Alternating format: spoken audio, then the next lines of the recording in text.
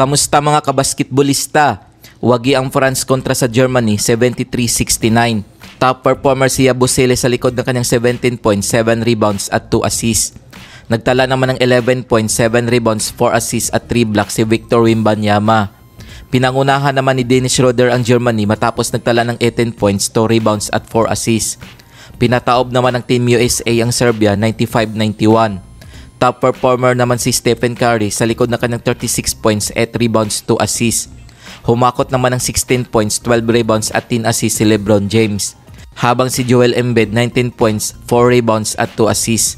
Para naman sa natalong Serbia, Bogdanovic 20 points, 4 rebounds at 3 assists.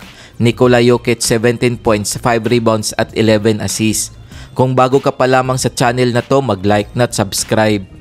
Parehong maglalaban para sa gold medal match ang France at Team USA.